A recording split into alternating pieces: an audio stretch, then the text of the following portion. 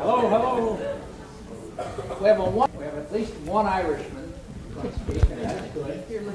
And then we have some fellow who pretends to be an Englishman or something like that. That'll be all right. But I want you to notice how they title themselves up here. Kevin Kennedy, good Irishman, strategy king and top systems engineer. And then we come to this Brit. You notice his title here? Pretty good systems. These guys go way back, and they've been in the real techie revolution and been involved in really heavy stuff. And I think you're going to be thoroughly enjoying what you're going to hear from them. But before we let them speak, I have a little something I have to do here. We both of them. We bring them here as the Conrad Hilton Distinguished Entrepreneur Award recipients, and therefore I have to give them an award. I offered them a candy bar, and that didn't make them terribly happy. So which one do we have first? Okay. Kevin, can you come up here? Sure. And maybe get your prize first. Yes. Thank you, John. Yeah. I'll read it to you so you know, because I want all you guys to be thinking of when you're going to get one of these from me. And I'm going to live that long, so you better hurry up. Okay? But seriously, you should strive for this. It says, the Conrad Hilton Distinguished Entrepreneur Award, celebrating entrepreneurial excellence, exceptional achievement, and powerful leadership. Presented to Kevin Kennedy, President, CEO, JDSU Corporation. A creative, dynamic, and powerful technology corporate entrepreneur. Kevin Kennedy is a leader who has helped to make the dream world of just a few years ago become the fast-moving reality of today. His innovative leadership impact has been felt at firms such as Bell Labs, Cisco Systems, OpenWave Systems, and now JDSU Corporation as President and CEO. In addition to his business and technology leadership, he is a highly published author with a book and dozens of articles in print in the area of technology. He is also an active member of the board of the Regents of LMU. LMU is proud to honor his outstanding entrepreneurial excellence and powerful leadership. My friend. Thank you very much. But sure. Thank you. Get you in a minute. Okay. Get you in a minute. Okay. All right. That's Hollywood here. Great. Good. Thank you. All right.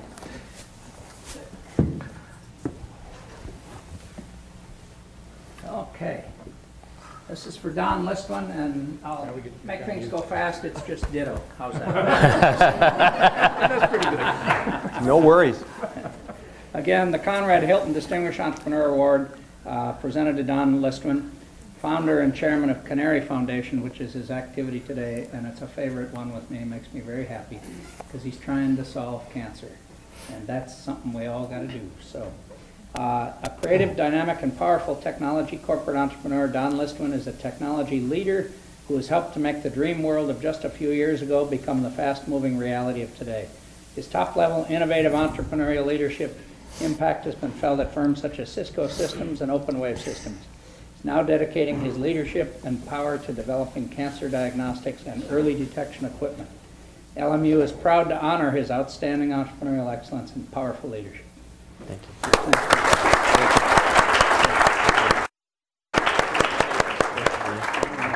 Over here. Okay. Yeah, well, we gotta take a photo up. Yeah. Sorry. Yeah, we're used to this, aren't we? That's okay. Yeah. Thank you. All right, great. I'm going to put these over here on the easels. If you guys would take time when they're speaking to just take a look at it and have in the back of your mind when they're going to say something about you and you're going to get these awards. And I mean that seriously. All of you can. All of you will. Or I'll come after you. Okay? So, Maestro, have at it. Thank you. You're in charge. Thank you, sir. Good evening, ladies and gentlemen. First of all, I would like to ask, what's your name? Ashley. Ashley, what color is this?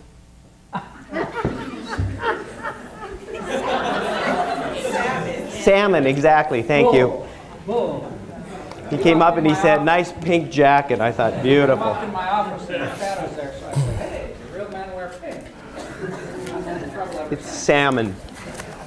So I'm the second guy on this list, and one of the reasons why Kevin and I are here together is because we have been partners in entrepreneurship for 15 years. We're on different tracks right now, but our paths came together in 1992, and I'll tell a little bit about that story. And so I was told that in some cases I'm supposed to try to share some wisdom. And so one piece of wisdom that I think, as I am now approaching 48 and having done this for almost 30 years, is you don't have to try to do this alone. I am good at some things, and I am a very weak operations person.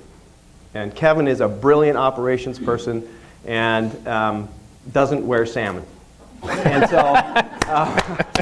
And so we have become a great partnership, and we built a lot of cool businesses together, and so that's part of the reason we're here. I came from Canada, and so there, seeing as the geography here, I'm from Saskatchewan. For those of you who don't know where that is, there it is geographically. It's in the middle of that area. Now, the redeeming thing about Canada is there's two things that you need to know. We own 80% of the world's fresh water, and at $70 a barrel, we own 80% of the world's oil. You can call us later. I'm from a place called Saskatoon, and there it is there in the 30 days of the year that there isn't snow. And the campus is surprisingly very much like this one. It's a beautiful campus right there, not on the ocean, but on the river. And I found myself, I went to engineering school there, worked in a company for 8-9 years, got into a proxy takeover battle. They fired everybody but me. And I'll tell you that story over a beer sometime, but it was not a great experience for me, but I got involved in two things in school. That is not me on the left, I wish it were, but I played volleyball. And the other thing that you played a lot of there was snow golf, because those were the two activities that had a lot of merit for me. When I left school, I went to a company called Develcon. Develcon, and so this is 1980 as an engineer.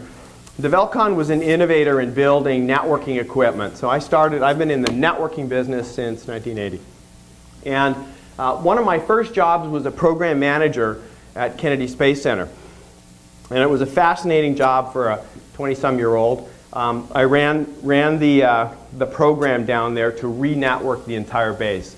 And I had, by contract, have to have top secret clearance. And then when they found out I was Canadian, I couldn't get it. And so I have checked, and to this day, the way the government worked that out is they did not deny it. I am just pending some 24 years later for my top secret clearance. This is the launch of Challenger, and this is photos that were taken by a member of my team. And so that was a real interesting experience, because you worked down there as a team, you were building things, and you saw that. And there's nothing like seeing that to change your life.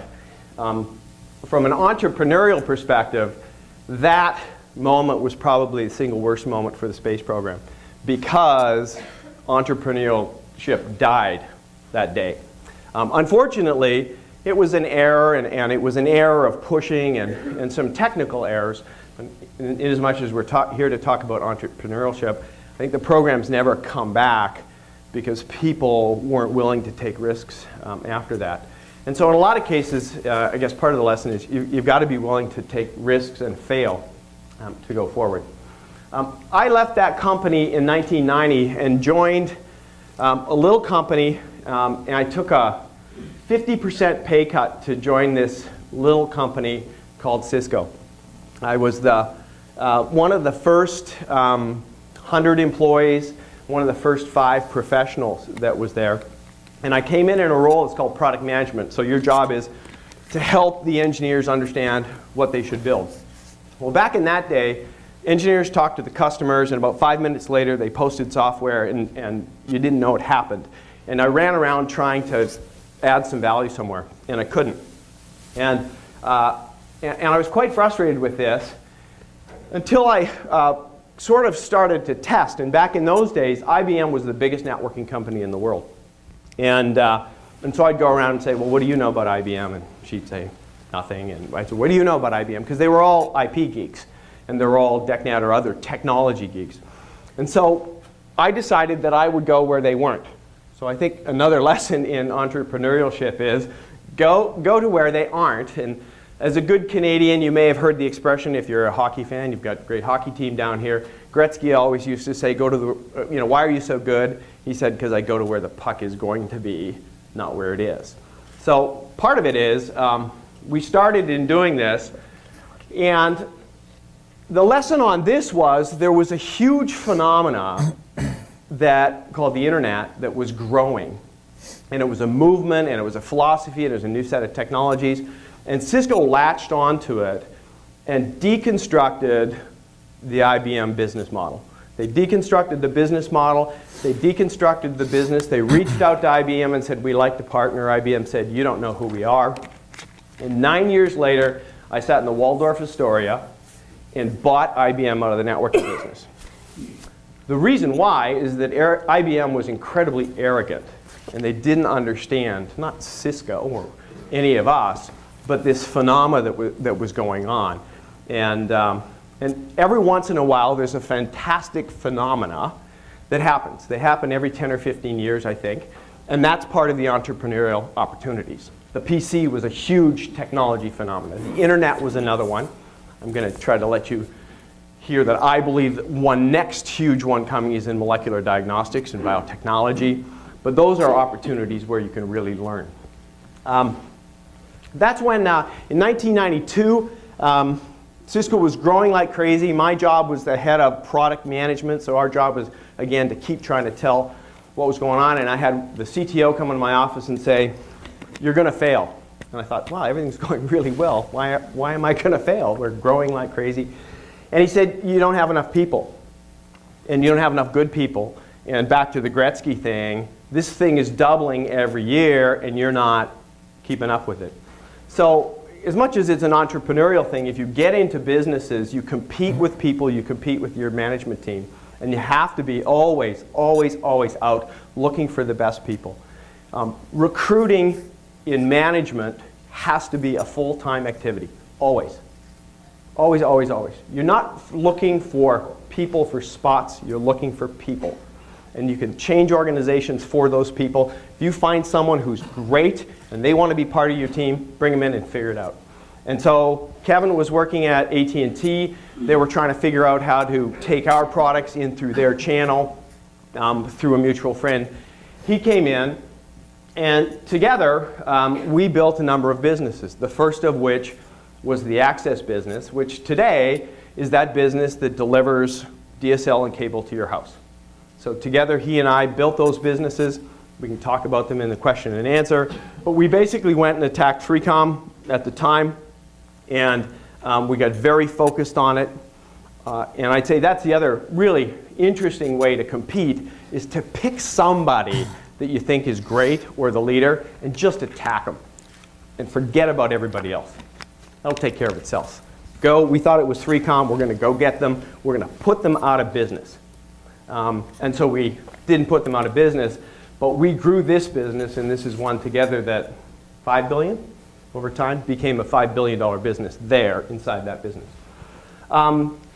We then went and things were getting more exciting, and the internet was getting even bigger. And I remember Charlie Giancarlo, one of our top guys, came in one day, and he put up a big slide of a beer. And he said, the beer market's $85 billion a year. And he said, what's bigger than that? And then he put up a telephone. He said, the voice market. He said, it's time for us to go after voice. So we realigned the company, and Kevin and I took on the challenge of putting Lucent out of business. And it wasn't to put them out of business. It was to take their market cap and put it onto our balance sheet, which we did. Now, a lot of things that we did, it turned out that Lucent thought that they should just do everything we did. And we saw that in their behaviors. So our strategy was just do a lot of stuff that we knew they couldn't do. And so we did a lot of acquisitions. They tried to copy them. And so sometimes strategies in being an entrepreneur are just watching what the other guy's doing and deciding to just play to their weaknesses, and in this case, to enormous egos, in my opinion. During this period, Cisco grew, and this is heady stuff, and then I'm going to tell you the flip side of that story. Cisco grew, had one board meeting, we had a market capitalization of $527 billion, $500 billion. This business at the end, when I left, the company was around a $12 billion business and about 15,000 people in it. I left to go to another place. Kevin stayed for a while, and then we went over and said, well, heck, if the landline internet is this much fun, the mobile internet has got to be a lot more fun. Now, I left Cisco in September of 2000. I went to this company that was a merger of two companies. It's called OpenWave. We merged these two companies. When they made my announcement, the stock went from $60 to $80, and I was hot stuff, right? Everyone, Don, you're the greatest. And that was the fall of 2000. And then the company got merged, and we went out and did our Wall Street deal. And I went to New York, and we announced our numbers. We said we were going to do $700 million that year. Wall Street had it at $800, and we went from $80 to $70 in New York. And then we went to Boston, and we told the story, and we went from $70 to $60 in Boston. And then we went to Washington, and we talked to the people, and we went from $60 to $50. Ended up in Denver, and I am shell-shocked. Right now, 38% of our market cap is gone, which is about $7 billion that I have managed to fritter away in 72 hours of speaking. Now, it turns out the shorts were killing us. The market was nuts, as you know, back then. And I went into a conference room in Denver, and I wanted to do my little PowerPoint deal, and they didn't have PowerPoint, they just had a flip chart. And so I got up to the flip chart, and I went around a table, and I had my new suit on, and I ripped the suit, and I had to leave because I put my hand in my pocket, and it was this huge gash, and I was bleeding, and there was blood all over my hands, and I started laughing hysterically, and that was not, then the stock went from $50 to $40.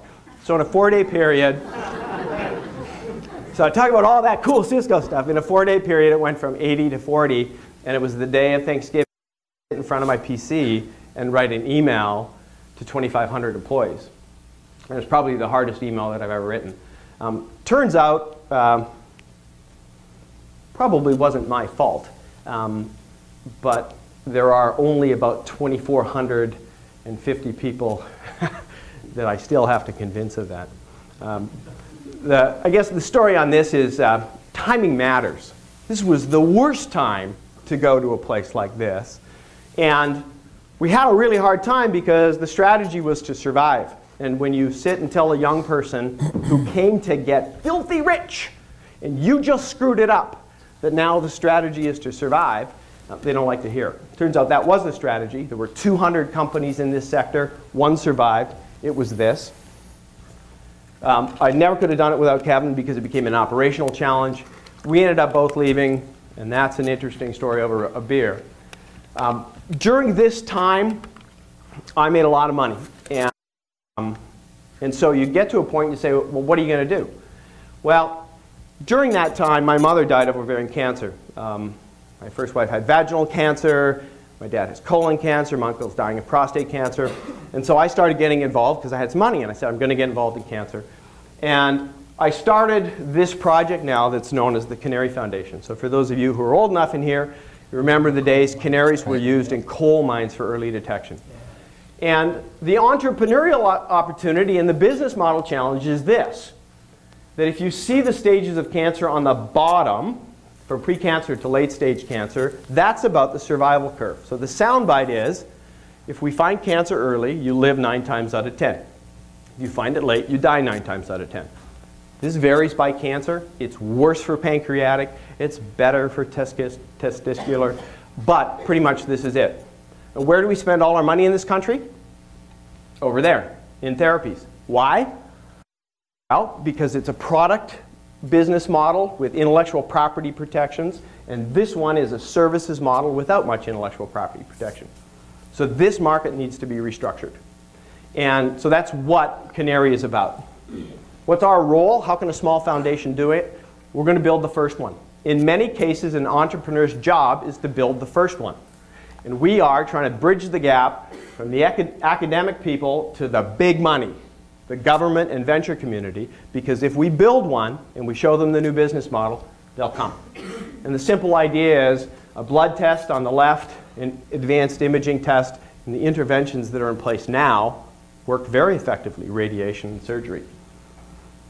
We've taken the same approach that we did to try to build the internet, which is a collaborative systems model. And we can go over and at some other time. This doesn't happen in science. We don't do applied science. We do siloed individual science. We hope for silver bullets, and cancer is not. So I have 3 other entrepreneurial activities that I'm involved with to fund the work, because cancer research is a big, expensive problem. I'm putting a lot of my own personal foundation money in. It's not enough.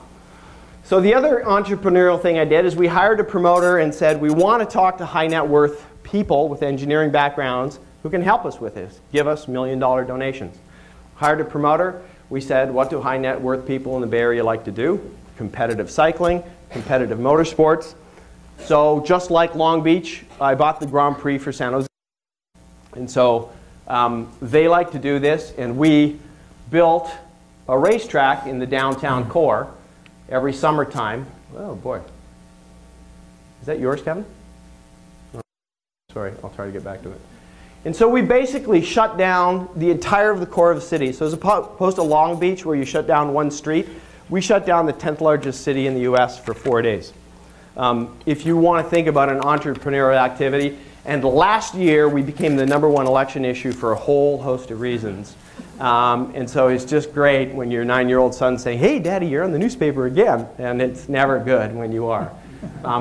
But this has been a fascinating activity, both linking the social responsibility to the business, and this business model is in total transition, because TV revenues are going away, internet revenues are going up, and these business models are all based on sponsorships, and sponsorships going away. So this is a fascinating business model in and of itself.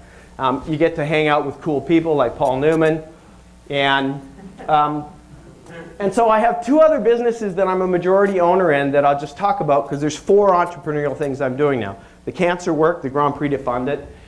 This is a security company that I'm going to be joining, and I own a majority share of. And it's desktop security. And that's the quote from Business Week. Antivirus is a crock.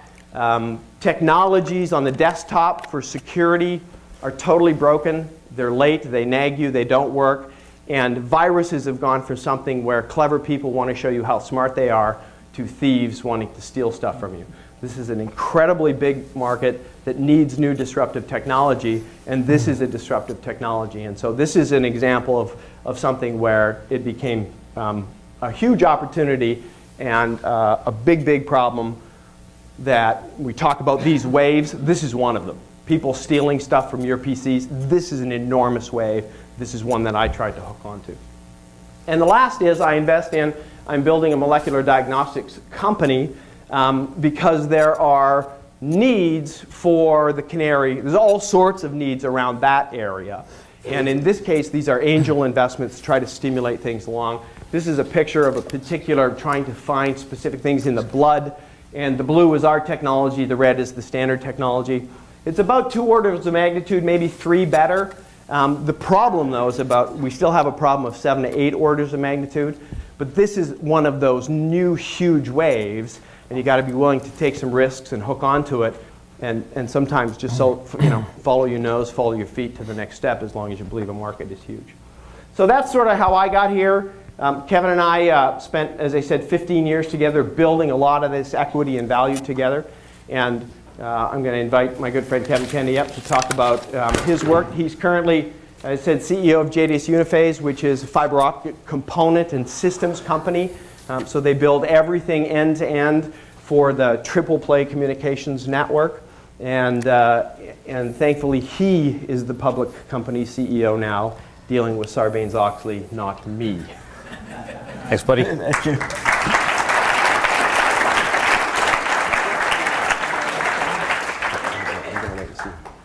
So, in the spirit of following Don's path, I grew up actually on the other coast, East Coast, small town, Seagirt, New Jersey, 1 mile long and about 8 blocks deep.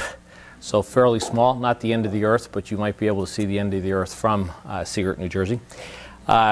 Interesting, and I can't tell you how nervous I am to stand before you. In 7th grade, I moved from parochial school to public school and was diagnosed as learning disabled. So I hope at a minimum I've set your expectations extraordinarily low for the remainder of this talk.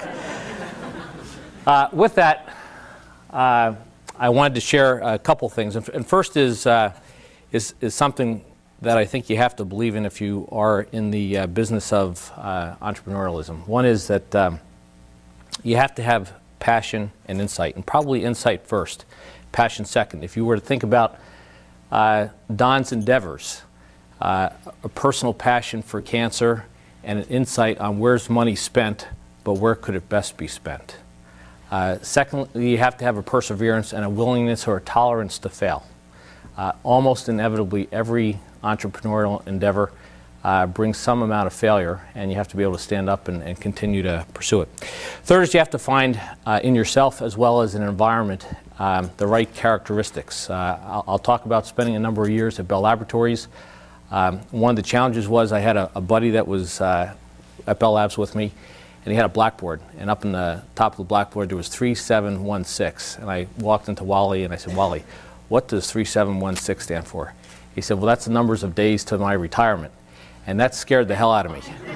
I did not want to be Wally Brooker, and so that compelled me to leave Bell Labs and actually move to the West Coast and take my chances at Cisco. And so in entrepreneurial, sometimes it's a great passion, or sometimes you're just scared as hell and you want to try something different. Either is a motivating factor. So with that, I'll come back to 17 years at Bell Laboratories, and if there was ever a place that was not entrepreneurial, it was Bell Labs. We had great scientists, more patents per day than any other company in the world. It was really a science powerhouse. I'm personally nostalgic and disturbed that it doesn't exist anymore. But make no mistake, that was science. And secondly, we were a monopoly. So we were a company that prescribed how the phone network should look. So there was no customer interaction or innovation in that sense. That being said, in the 1976 to 1984 period, just preceding divestiture, the computer industry was attacking the phone industry. And so divestiture, in my opinion, was largely about the winning of the computer industry over the phone industry.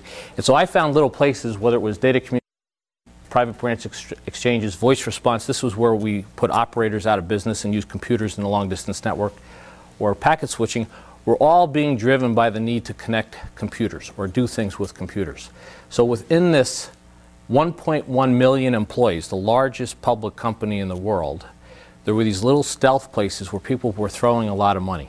So another precept is follow the money, right? It's great to have a great insight, but you got to know where people are going. Dodd said where the hockey puck is going to be next, and where people are willing to invest because they're convinced that there's a future there. So anyhow, in the world of Bell Labs, three things I learned. One was if you were part of one of these large old infrastructures, it was very hard to have impact.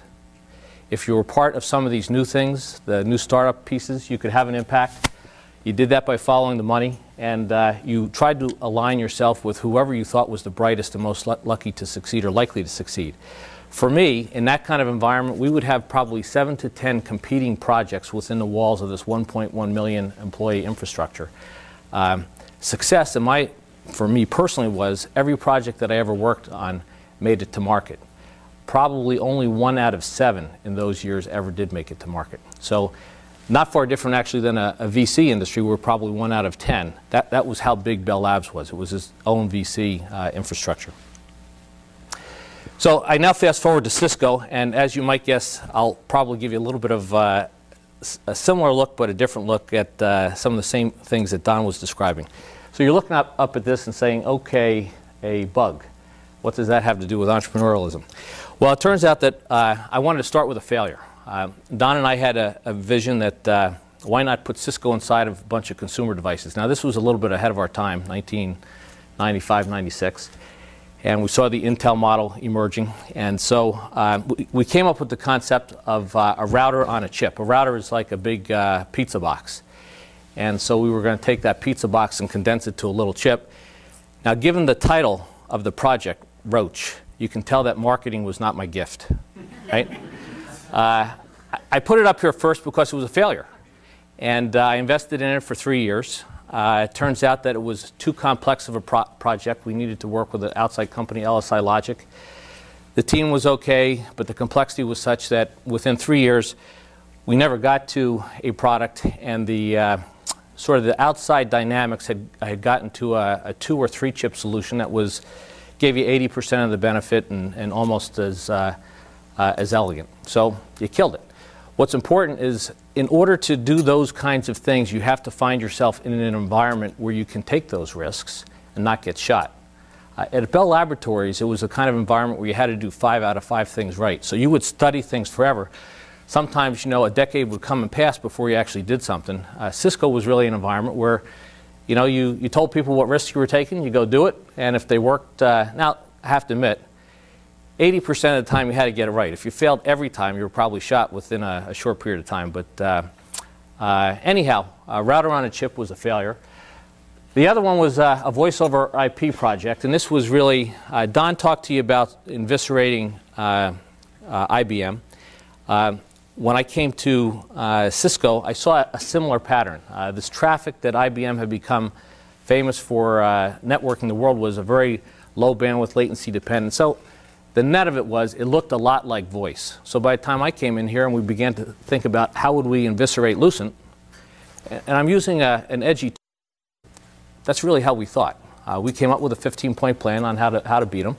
As Don alluded, they actually executed about half the plan all by themselves, so it wasn't particularly strenuous on our part. But IP telephony was going to be one of these capabilities that would allow us to do it and frankly change the world. So we were the first company that developed this IP telephony capability that had a mean opinion score of 4.0. Well, what that means is it was good quality.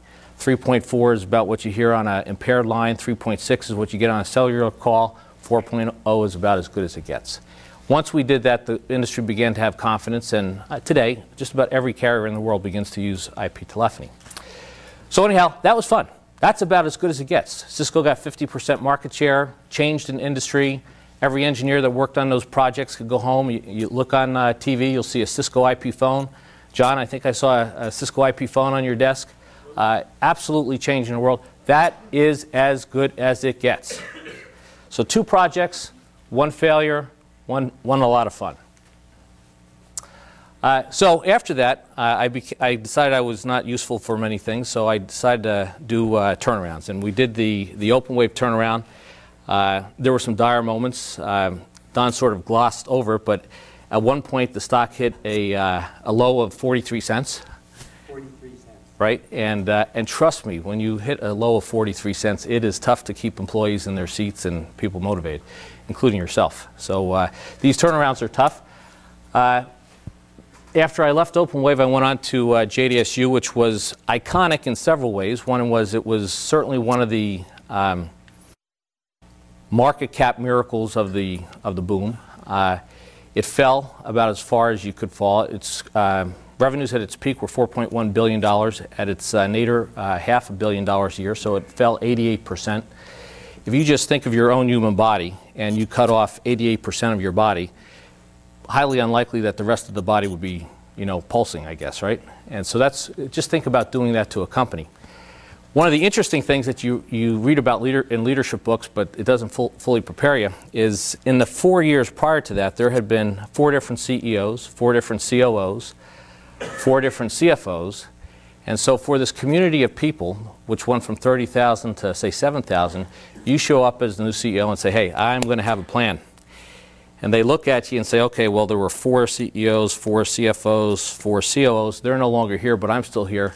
So guess what? I'm just going to put my head down and pass, and you'll probably be gone too. So it is extraordinary to tell people when you walk into a company like that, you know, you're actually serious. They just sort of look at you, glazed eyes in the hall, and keep on doing their same old thing. So I will tell you the turnarounds are fairly tough. The story is you do have to usually change the strategy and the structure right up front. If a company is hurting that bad, it means that whatever they are doing probably was not a fit anymore for the market as it had emerged. and it takes time. And so in a turnaround, basically the real message is time is your enemy. In an entrepreneurial environment, timing is everything. It's the difference between luck, failure, or success. So the company as it stands today is we had our first cash flow positive quarters in the last 2 quarters. We have these 3 things. Some of you were known for optical communications that go in your transmit the internet. But my kids, we actually in the lower left-hand corner or right-hand corner of your 10, 20, 100, $50 bills, you can change the angle of your currency, and there's a 10 or a 20 that changes color. That pigment is actually JDSU. So you walk around with products from JDSU every day, actually, unless you just use credit cards. So anyhow, health is on its way. You can see the change in the revenues. This EBITDA as a percent of revenue is a success story right now. I'm about 2/3 of the way to what I think is the best that it can achieve. So a lot of work. So you might ask, well, why do you do this? By the way, there's a lot of drama. When you're laying people off, changing strategies, closing down plants, it's really not a fun thing to do by any stretch. I've identified here 4 companies that I've been involved with. Freescale was a spin out of Motorola. Not a lot of top-line growth, but a lot of optimization on cash flows. It was bought by private equity. It IPO'd 2.5 years ago at 13, sold for 40. Every shareholder that ever bought a share made a lot of money. OpenWave, you can see the nadir at 43 cents, and the success, as Don said, that was a good story on the stock.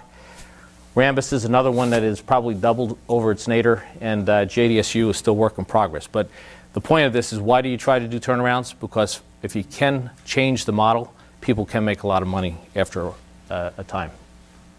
So some things that I've learned is that in turnarounds, you are usually confronted with people that have a lot of myths. One of the myths in the optics business was, gee, all you need is volume and your profits will soar.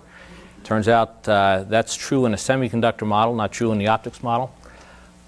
You have to define a future when your stock price is only 43 cents. It is tough to keep people motivated.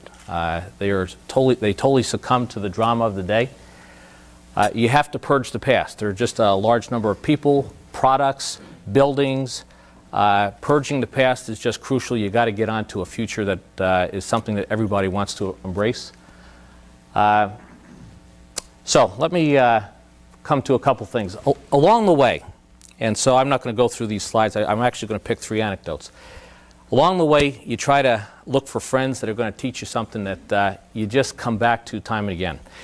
When I left Bell Laboratories in Columbus, Ohio, and I came out to California, I was scared as hell.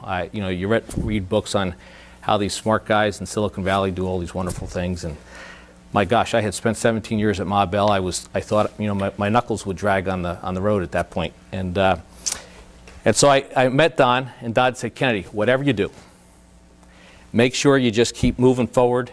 Do not tell people this is how you would do it at Bell Labs. Well, probably the best words a new boss could tell you. I saw people come in and they'd say, here's how we used to do it at HP. At Cisco, they were so focused on the future that if you ever said, this is how I did it before, they didn't want to know how you did it before. They wanted to know how you were going to do something that was better than anybody had ever thought of, right? Sort of a very entrepreneurial view. Second observation, person, and so authenticity. And you say, well, what the hell is authenticity? When you're turning around a company, authenticity is about all you have to offer people. Fundamentally, they have to trust you. My first lesson in authenticity was when I interviewed for my Cisco job. John Mortgage, the second CEO, he goes through an interview process, and he says, Kennedy, he says, you were born in Neptune, New Jersey. Some of you, but there was a show, Batman and Robin, and Burgess Meredith was the Penguin. And so Penguin, so let me try this again. Kennedy, what the hell are you born in Neptune, New Jersey for? So you got, I'm in my late 30s at this point, and I hadn't quite had an interview question like that in many decades. And so I said, well, John, my dad worked at Fort Monmouth in New Jersey. My mother was married to him. The closest hospital was in Neptune. I think that's why. He says, born in Wall Township, New Jersey. What kind of name is Wall? And I said, well, John, my wife is from Brick, and the town north of Wall was Ocean. They just use nouns, objects. Wow, okay. Well, PhD, that's a lot of degrees. Was there a problem? Boy, and now I'm thinking, okay, I've been out of this interview process for a long time, so maybe there was a book I should have read that I didn't, or else the interview wasn't going so well. I wasn't quite sure. The reality is John was a believer in authenticity, and he was trying to ask you a very simple question and watch the way that you answered it to see if you were just going to be truthful. Because if he couldn't trust you in the most simple question, like why were you born where you were born, how could he trust you when he had to ask you a question about bad news? His premise was is you get hired for what you know and fired for who you are. He wanted to test the who you were up front because he knew everybody else was going to figure out what you knew, right? I have relearned that lesson probably 100 times in the last decade. Next one is vision. And so here you got Bell Laboratories. In Bell Laboratories, we had 10-year plans. We thought we knew everything in science and technology for the next couple of decades. Harvard MBAs all over the place doing business plans. And I come out to Cisco from Columbus, Ohio. My stock is now underwater thanks to Don. No, I'm kidding. And I go to my first manager's meeting. There's only about, I don't know, 50 people in the room. Person in the front row says, well, Mr. Mortgage, you know, company's okay, but we just keep doing things that customers tell us. When are you going to have a vision? So John is this, I'm trying to get you into this framework of Burgess Meredith, the penguin. And he says, let me tell you a little bit something about visions. It's a lot like urinating down your leg. It makes you feel good when you do it, but if you stand around it too long, it begins to smell. Well, I was mortified. I had spent 17 years in an institution that trained us on affirmative action, on what words you could use, what words you couldn't use, what metaphors you could use, what metaphor. I felt like I had gone to the den of iniquity, right? This is California. This is a bad place. What was the message? The message was, hey, companies like DEC that were great had this vision that PCs were never going to happen, and they went out of business. I'm not going to get married to, yeah, fine, I'll have a vision, but I'm not going to be so wedded to it that I forget listening to people and trying new things, experimenting, kill the bad experiments and try the new ones. He was all for being adaptive. So anyhow, my real message to you is along your careers, find the people. Sometimes they're earthy. You never know where they're gonna pop up, but they're going to give you pearls of wisdoms that you'll relate to decade after decade after. I feel blessed. I've had a lot of great people to work with. So final things, you got to find an environment that allows you to take those risks. There's too many jobs that you get out of in college and you go in and people shoot you for taking the risk. And if you have that entrepreneurial spirit, that's going to be a tough place to go. I use the example, Cisco had this bias for action. They definitely wanted you to try a lot of things. Kill the bad experiments like Roach, try the new ones like the voice over IP, lots and lots of experiences and learn versus an AT&T where you did 5 out of 5. We had analysis paralysis. We just missed. On the right-hand side, a bunch of things. I think the key thing I want to put down here is this word lucky. And I think lucky more, by the way, it is better to be lucky than good. But in my mind, lucky is more about timing than anything else. There's just a ton of people with great talents and skills. And the timing of markets, the timing of people coming together is crucial. So, so anyhow, that's my story, and I'm sticking to it. Thank you very much.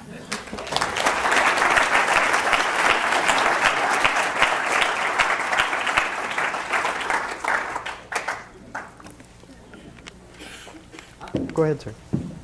Sir, I'm Sergeant. Sergeant. Good.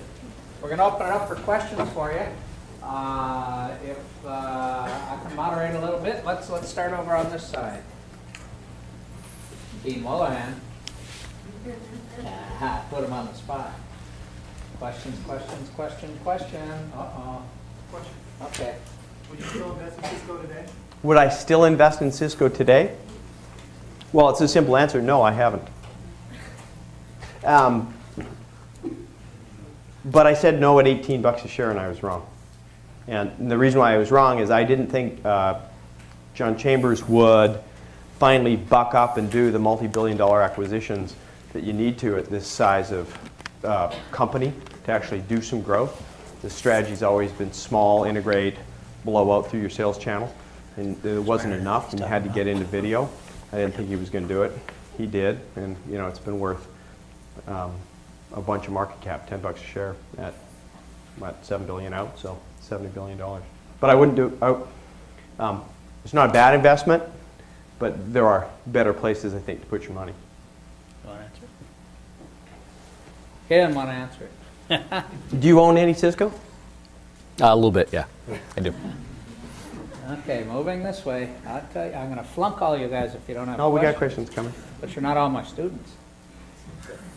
You guys both talked about finding good people to work with and that type of thing. You said an ongoing thing that's always going to be done with management. Can you talk a little bit more about that and how you guys went through the process of finding good people?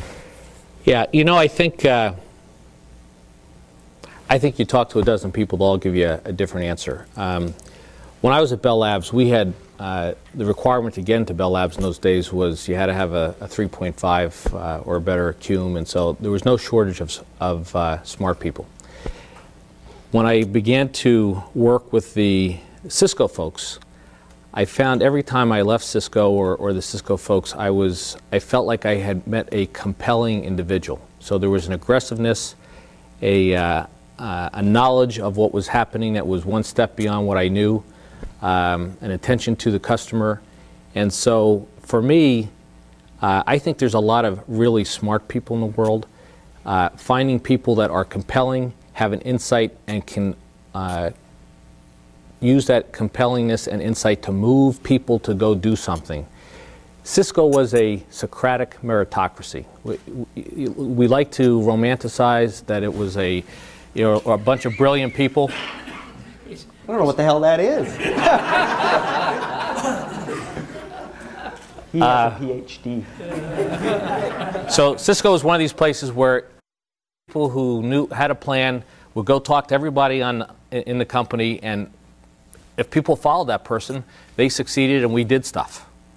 And that's what I mean by Socratic, by talking to everybody, and meritocracy, people that actually had the right point of view and succeeded. We just kept following that pattern. And so this notion of being compelling and having that unique insight were the things that differentiated that cadre of people from what I knew otherwise to be smart. And that's what I would look for when I hire people.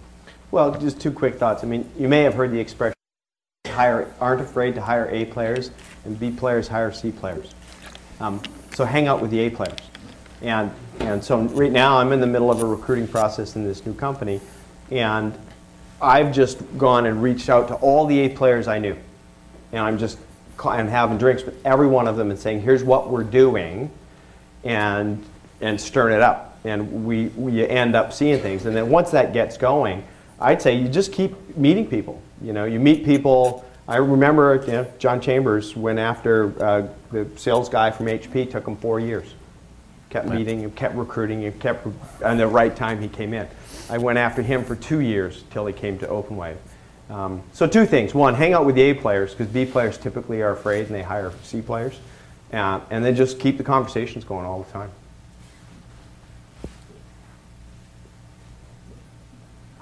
I'm moving this way. Well, right, I'm going. We'll be back to you in a second here. Yes?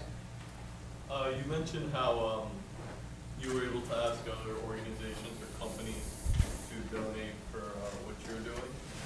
How did you go about doing that? What were the technicalities going through that? In the Canary area, you mean? Yeah. Well, Canary is what's designated by the IRS as a 501c3. It's a public charity, but and so it's the same. I mean, you're selling, right? And our product, in this case, if you want to get right down to it, is a development process for cancer, a strategy for cancer that people aren't investing in, which makes perfect sense, and a product that they can relate to systems development approach to a problem.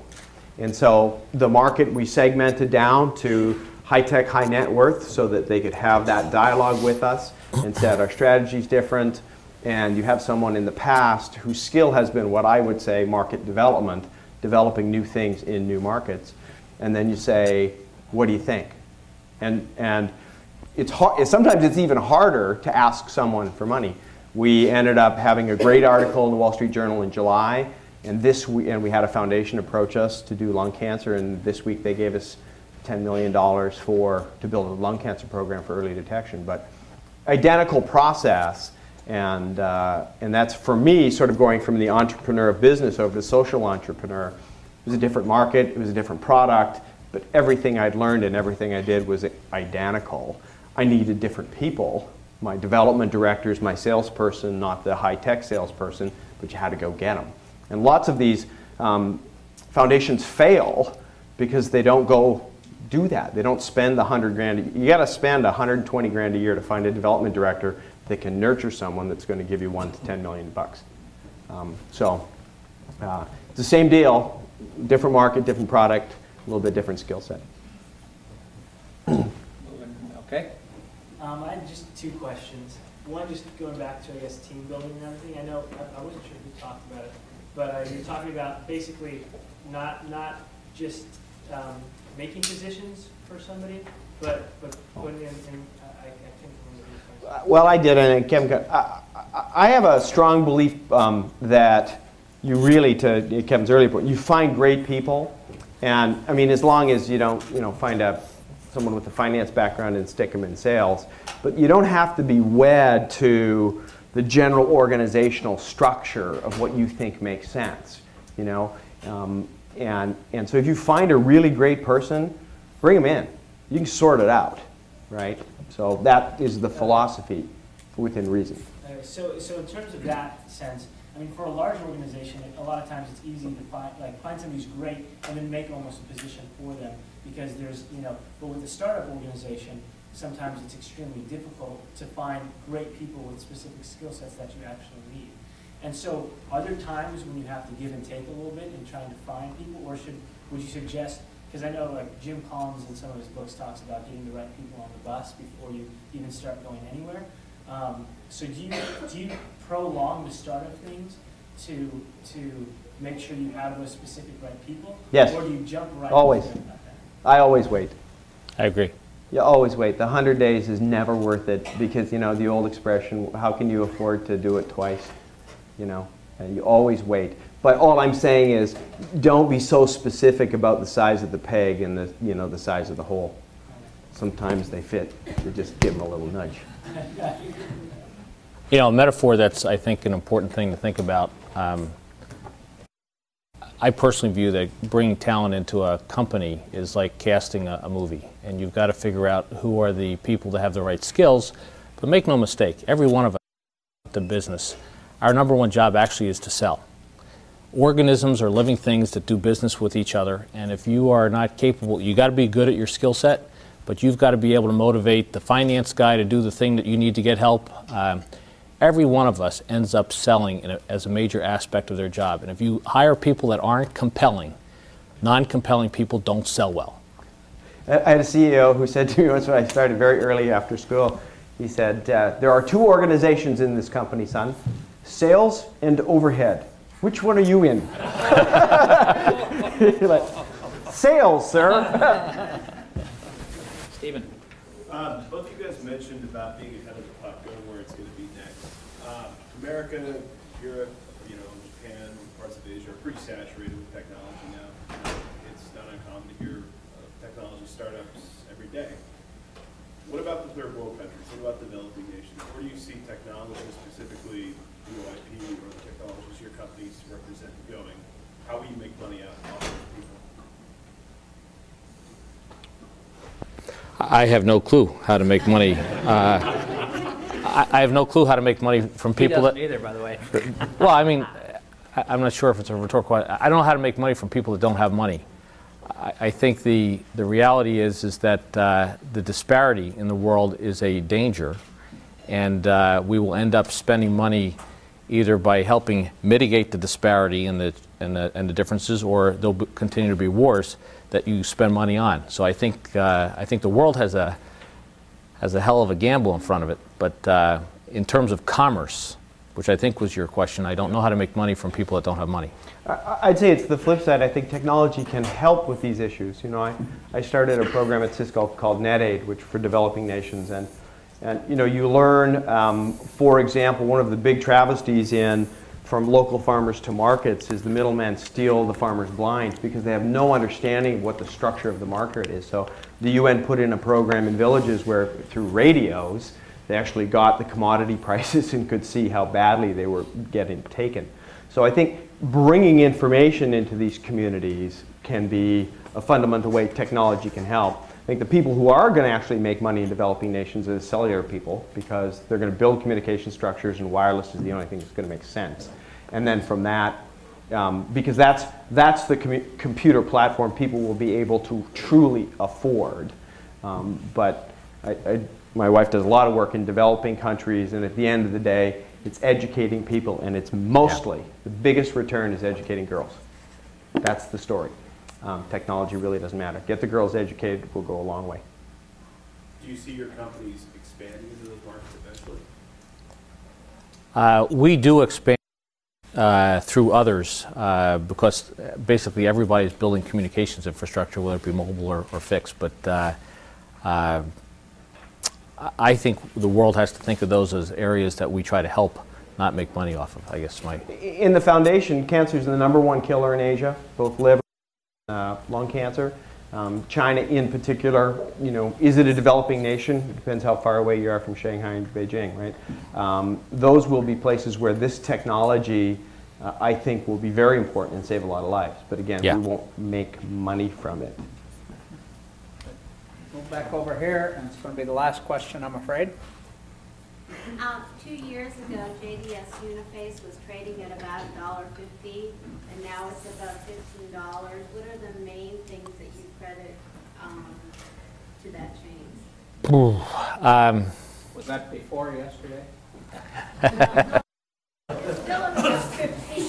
I'll tell you a funny story. I want to talk about humility. About 9 months ago, I went to the doctor's and for an EKG, and you know, the doctor wires you up, puts you on a treadmill, and do my thing. The results come in. He comes in, he looks at me, he says, "Son, what do you do?" And I said, "Well, I'm an engineer." He says, "Well, where are you an engineer?" I said, "Well, JDS Uniface." He said, "What exactly do you do at JDS Uniface?" I said, "Well, I'm trying to turn it around." He said, "JDS Uniface, that might be one of those stocks I lost a lot of money on back 5 years ago." Now, you got to remember, I'm in there for purposes of measuring my heart. Well, at this point, I was about ready to go, right?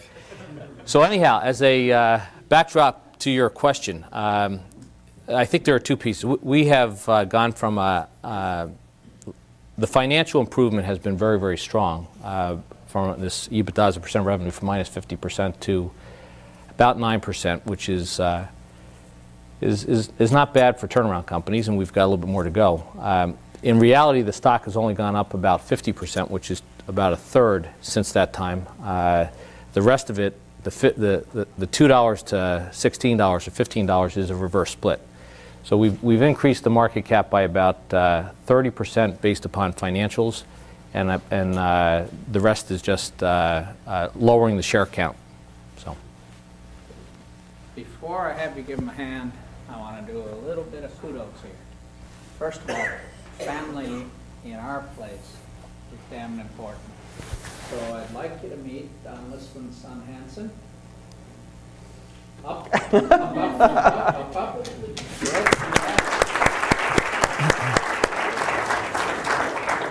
Kevin Kennedy's wife, Barbara. There. Kevin Kennedy's son, Patrick, who I taught, and David Choi taught. And takes after Papa. And he has good taste in women. Would you introduce your girlfriend? You knew I would do that. You knew I would. Come on, come on. All right.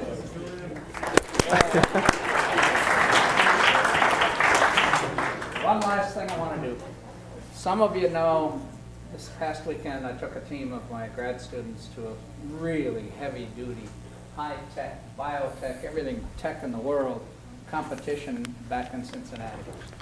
They won the competition. They were the grand champions, and they won $10,000. And I'd like you to meet 3 of the 4 of them right here. Okay.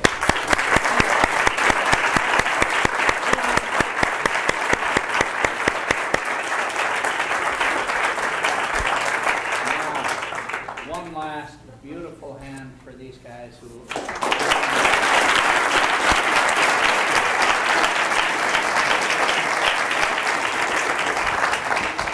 Be here for a second or two if you want to ask a question or two. Okay? Thanks for coming, folks.